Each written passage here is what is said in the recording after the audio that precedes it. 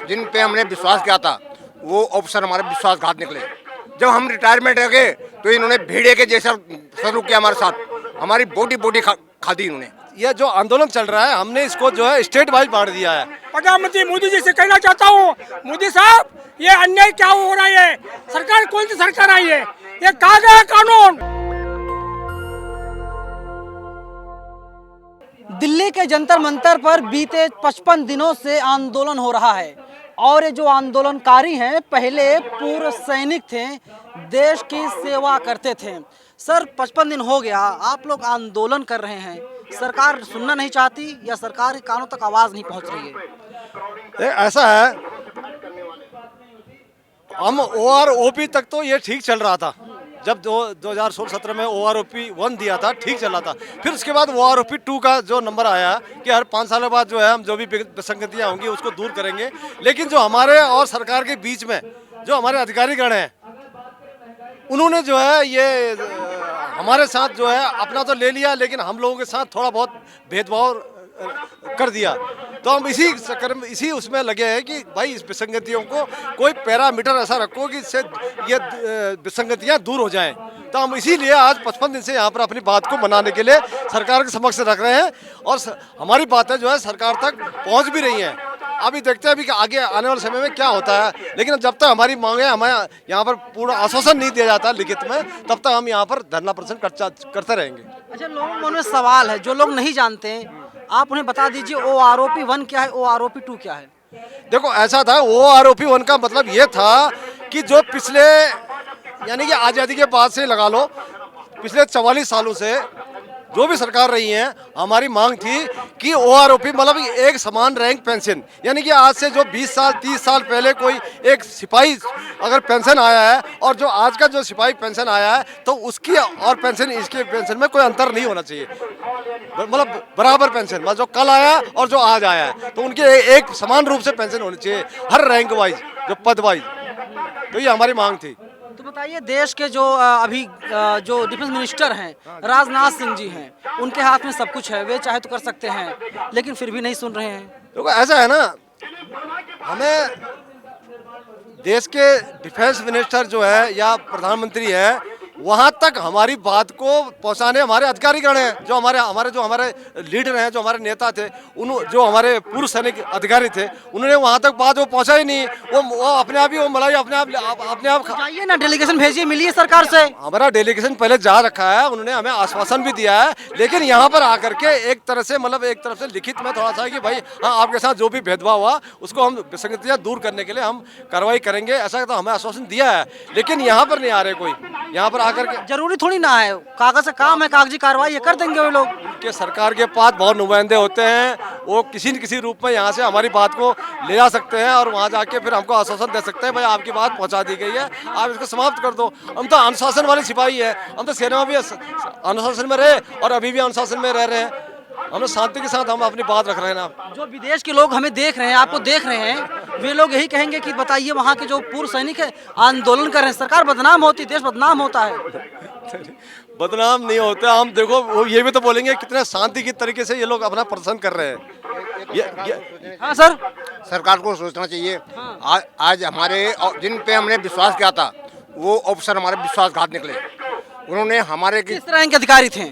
और मैं नहीं, वे लोग किस तरह के अधिकारी थे? जिस कमेटी में बैठे थे, जो ये OROP का वो नाम है, किसी का नाम पता है आपको? सबसे पहले तो सतवीर साहब हैं, उन्होंने हमारे साथ कितनी गद्दारी की है। इतना गद्दार आदमी निकला जिसका कोई हद नहीं है। हमको अपने आप ले गया, हमको भी इन्होंने फौज के अंदर भी, जब हम फौज में रहे थे, इन्होंने हमारे राशन का लूट की, हमारे हर चीज़ के वेलफेयर का इन्होंने अपने पास ले गए। और अब जब हम रिटायरमेंट हो गए तो इन्होंने भेड़िए के जैसा सलूक किया हमारे साथ, हमारी बोटी बोटी खा दी इन्होंने, सिर्फ सारा पैसा अपने लिए और हमको कुछ नहीं। मैं 30 साल नौकरी करके आया फौज से, मैं कैप्टन से रिटायर हूँ और कैप्टन से हमें क्या मिला? कुछ भी नहीं। अभी हमारे 200 रुपये घटा दी पेंशन।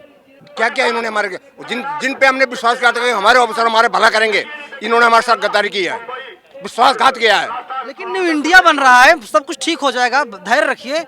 सरकार की तरफ से कोई आश्वासन आया? सरकार भी कोई कितने दिन हो गए, 55 दिन हो गए हमें आज यहाँ बैठे हुए।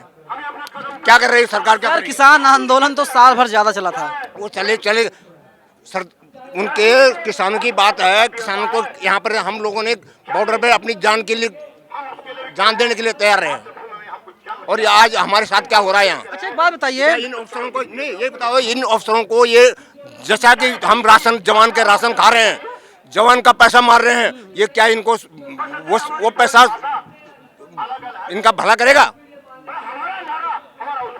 हम पर दुआ देंगे इनको। मैं आप लोग जानना चाहता हूँ, मैं आप लोग जानना चाहता हूँ, अगर आप बताना चाहें, जम्मू कश्मीर के जो राज्यपाल थे तो उनका एक बयान आया, एक इंटरव्यू में कहते हैं कि जो पुलवामा अटैक हुआ था तो सोची समझी साजिश थी, 40 जवानों ने जान गंवा दी और सारी गलती मोदी जी की थी। कौन मलिक था ना ये? हाँ, सत्यपाल मलिक। हैं? हाँ, वो तो हमको पता है क्या है, वो बताने की जरूरत नहीं है। हमें हमें किसी पार्टी से मतलब नहीं, हमें राजनीति से मतलब। पार्टी नहीं, उनका बयान आया है, उन्होंने कहा है जो 40 जवानों, आदमी मतलब देशभक्त नहीं है, गारंटी के साथ बता रहा हूँ मैं ये बात। हमें राजनीति से कोई मतलब नहीं है। नहीं राजनीति नहीं, वो तो पहले, वो तो हमें अपने ऑफिसर से मतलब है, जिनके साथ हमने पहले रह के आए। आप लोग सुनिए सर, आप लोग पूर्व सैनिक हैं, मैं आप लोगों से समझना चाहता हूँ, ये जानना चाहता हूँ आप लोग क्या सोचते हैं उस पूरे मामले को लेकर के। राजनीति से कुछ नहीं बोलना, हमें अपना हक से, अपने हक के विषय में बोलेंगे हम। अभी तो राज्यपाल उपराज्यपाल भी नहीं। उन अफसरों से बात करनी है जिन पे हमने विश्वास किया और उन्होंने हमारे साथ विश्वासघात किया। रिटायर हो गए होंगे, रिटायर हो गए होंगे वो लोग तो। रिटायर अभी की बात कर रहा हूँ, वारूपी वगैरह जिन्होंने हमारे साथ गद्दारी की, सब अपने लिए, अपने बच्चे बीबी के लिए 10 पीढ़ी के लिए भर के चले गए। वो कहाँ से आए हैं आप? कहाँ से? मैं आया हूँ, मैं उत्तराखंड का रहने वाला हूँ और मैं दिल्ली में ही सेटल हूँ। सर आप कहाँ से आए हैं? मैं भी उत्तराखंड से आया, रुड़की। आप? हम अम्बाला से। अम्बाला से। आप कहाँ से आए सर? जिला कोल्हापुर, महाराष्ट्र से। महाराष्ट्र से। बताइए, अलग अलग राज्यों से आए हुए हैं और आंदोलन कर रहे हैं, लेकिन दिक्कत इस बात की लोग जानना चाहते हैं, आप लोग क्या खाते हैं, क्या पीते हैं, कैसे रहते हैं आप लोग यहाँ पर? बस यहाँ पर हमारा जो है यही है, जहाँ पर जो दरी बिछा रखी है यहीं पे बैठते हैं, यहीं सोते हैं और अपने पेमेंट में खाना खाते हैं। और 55 दिन हमको हो गए हैं, अब सुबह नहाते धोते हैं, फिर आके यहाँ बैठ जाते हैं शाम तक। तो हमारा यही कुछ चलता रहा है। हाँ, ये है कि ये जो आंदोलन चल रहा है, हमने इसको जो है स्टेट वाइज बांट दिया है कि जैसे अभी ये 1 अप्रैल से लेकर 16 अप्रैल तक उत्तराखंड का नंबर था। अब क्या है, जो कल से जो है 16 तारीख से हम जो है राजस्थान वालों को देंगे। राजस्थान के जितने पूर्व सैनिक हैं जो यहाँ आना चाहते हैं, वो कल से वो हमसे यहाँ पर हैंडी टेकिंग ओवर हो जाएगा। 24 में चुनाव होने वाला है, साल भर से कम का वक्त बचा है, कुछ कहेंगे आप लोग? उसके विषय में अभी हम कुछ नहीं कहेंगे। अभी हम क्या प्लान होगा? हम इंतजार कर रहे हैं और इंतजार के बाद हम अपना फैसला लेंगे।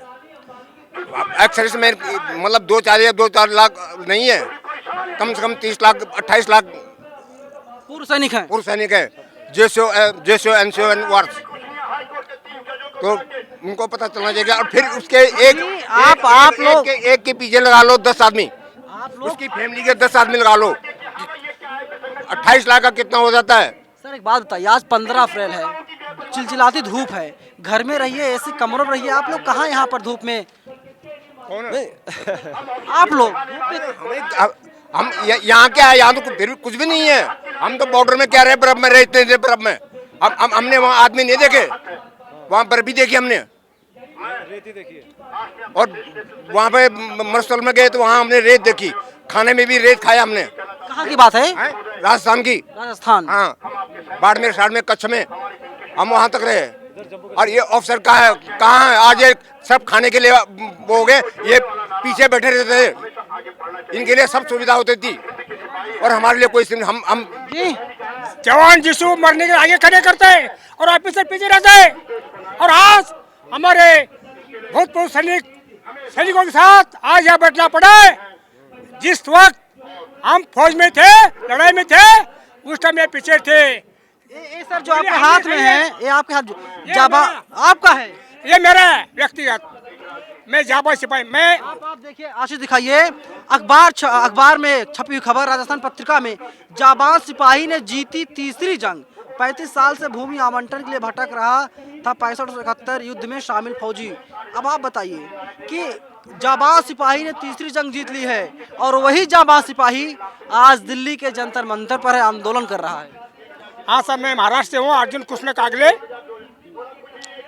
पहली बात तो मैं ये कहूँगा छत्रपति शिवाजी महाराज की जय, छत्रपति शिवाजी महाराज की जय, जय महाराष्ट्र। आज उपस्थित सभी मेरे भाइयों, मैं आज जंतर मंतर पर आया हूँ।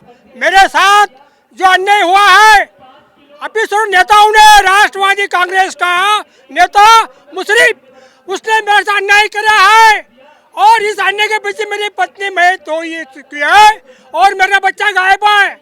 आज मेरी स्थिति में घूम रहा हूँ, 2 महीना हुआ, 2 महीना हुआ ये दिल्ली में घूम रहा हूँ, कोई सुनाई नहीं हो रहा है। सिर्फ कागज देते मेरे हाथ में, कागज से काम नहीं चलने वाला। यही चाहिए 15 बीघा जमीन और राष्ट्र का मुआवजा। जिस तरह तुमने लिख के दिया है वही मांग रहा हूँ मैं। प्रधानमंत्री मोदी जी से कहना चाहता हूँ, मोदी साहब ये अन्याय क्या हो रहा है? सरकार कौन सी सरकार आई है? ये कहाँ गया कानून? किसके लिए गया कानून? मंत्री बनते हैं। ये आपका पर्सनल मामला, हम बात कर रहे हो आरोपी 2 की। अच्छा, मैं एक रिक्वेस्ट करना चाहता हूँ, जो कि टीवी डिबेट में आते हैं, जैसे कि मेजर जनरल क्या वो जीडी बख्शी साहब, सिन्हा साहब, वो बहुत कुछ बात करते हैं, लेकिन उन्होंने आज तक कभी डिबेट में आकर के इस हमारी प्रॉब्लम के विषय में नहीं बताया। टीवी वाले तो अभी खबर को नहीं दिखा रहे हैं सर। नहीं दिखाए उन्होंने, क्यों? पता नहीं, यही सब राजनीति है, ये सब राजनीतिक गोटी खेल रहे हैं। 55 दिन हो गया, कोई नहीं आया। कोई नहीं आया। ये बड़े बड़े अफसर जाकर के वहाँ उसमें नेशनल टीवी पे बैठते हैं, लेकिन वहाँ इन्होंने हमारी बात नहीं उठाई। बिल्कुल सच्चाई है, ये लोग आरोपी 2 की मांग को लेकर के आंदोलन कर रहे हैं। 55 दिन गुजरने को है, लेकिन सरकार की तरफ से कोई नुमाइंदा नहीं आया है। हालांकि इनका डेलीगेशन गया था, सरकार से मिलकर के आया है। राजनाथ सिंह जो देश के रक्षा मंत्री हैं, उनसे ये लोग कई बार मिलकर के आए हैं, लेकिन नतीजा अभी कुछ नहीं निकला है। पूरी खबर पर आपकी क्या प्रतिक्रिया, आप लोग हमें जरूर बताइएगा। कैमरा पर्सन आशीष के साथ मैं नवीन कुमार नंदन, नेशनल दस्तक, जंतर मंतर, दिल्ली। नेशनल दस्तक की आपसे गुजारिश है कि अगर इसको बचाना चाहते हैं तो नेशनल दस्तक को सब्सक्राइब करने के लिए रेड कलर के सब्सक्राइब बटन को दबाएं, फिर बेल आइकन की घंटी दबाएं। नेशनल दस्तक को बचाने के लिए बहुत जरूरी है कि हर खबर को शेयर करें, लाइक करें, कमेंट जरूर करें।